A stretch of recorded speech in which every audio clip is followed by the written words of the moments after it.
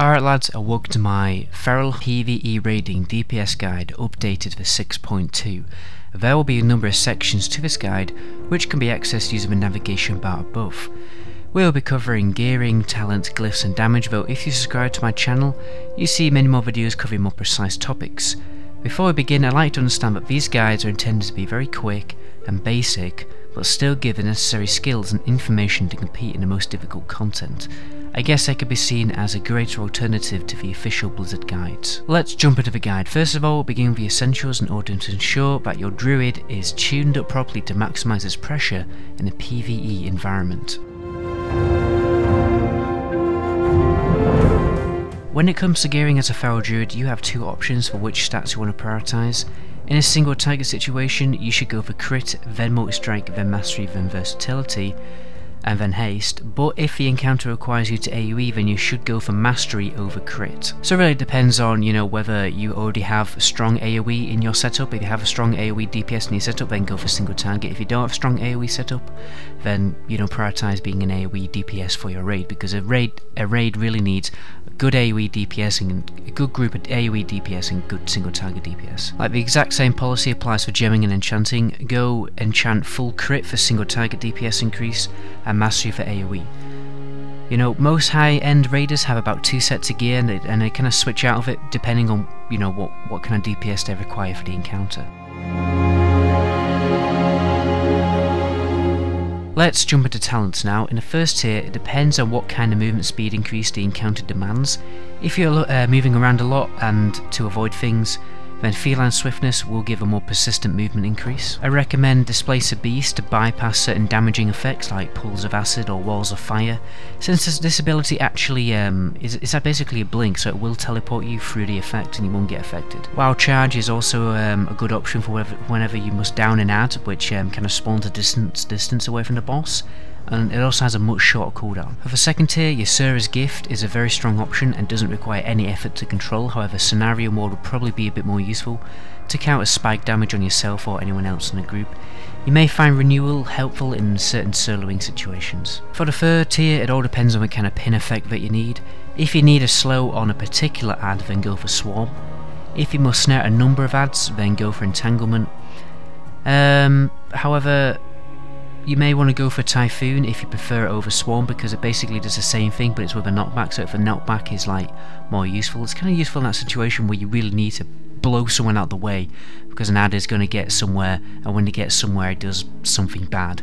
So yeah, Typhoon is definitely useful if the effect actually occurs on an ad, because sometimes it doesn't, but be careful of that. In the fourth tier, Incarnation is the most significant DPS increase, and it's just as simple as that. I'm going to leave it there. In the fifth tier, I'd go for Ursol's Vortex. If you need to keep ads away from something, it's definitely one of the strongest options.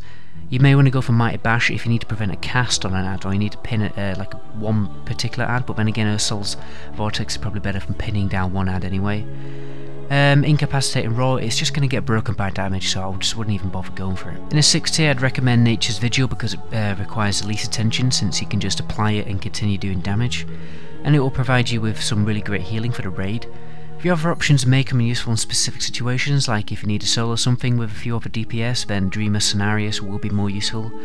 Hat of the Wild has a big cooldown, so I'll leave it up to you whether you want to go for that. In the last tier, Blood Talons is the biggest DPS increase, and it's literally just as simple as that.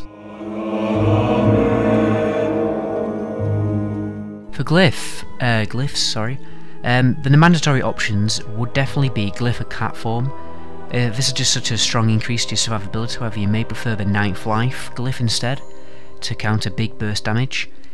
Savage Roar also quite mandatory, especially with the Incarnation Glyph, since it's basically like having an extra 40% damage for a full minute, and you don't need to dump your combo points that much on Savage Roar. You can use it on something else, like Ferocious Bite for instance. Other options, I'd recommend definitely a Glyph of Stampeding Roar if the raid needs to move around a lot. Glyph of Dash is definitely a strong option. Glyph of Ferocious Bite for a little increase to survivability. Glyph of Survival Instincts is also useful to counter quite regular damage. For minor, I would definitely go for Glyph of Grace. There's probably a situation somewhere where you'll be knocked into the air, and this always will help you out reducing a bit of damage. The others are, you know, purely fun and cosmetic, so just go whatever you want. So damage, I'm not going to like meticulously explain it. I'm just going to give you a spell priority list. So here it is. This will maximise your damage as a feral druid. So retain Rake on the target 24/7. Retain Savage Roar up 24/7. Retain Rip 24/7. So there are all the things that need to keep up all the time. Use Ferocious Bite when your target is below 25% health to refresh Rip. Only use it above 25% health when you have over 50 energy, 5 combo points, or when Rip and Savage Roar don't need to be refreshed. Cast Healing Touch before a Rake, Rip, or Ferocious Bite, but only at 5 combo points. Obviously not Rake, because that's not a combo ability. And other than that, guys, just remember to use all your cooldowns whenever available. Before you start raging that there's no gameplay, the guide is too short, it's not explicit enough. These guides are only meant to be quite basic. You know, you just started leveling, you just got your ult to a level 100, you want to know what the hell you're meant to be doing. You watch this video, 5 minutes, and then you just get on with it, you know. That's the kind of video that this has been intended to become. Anyway, that's it for me, lads. If you're new to my channel, I do a lot of different videos like class guides, gold leveling guides, comedy machinima, World of Warcraft lore for other games, PvP montages, and a load of other stuff, so be a lad and give me a sub.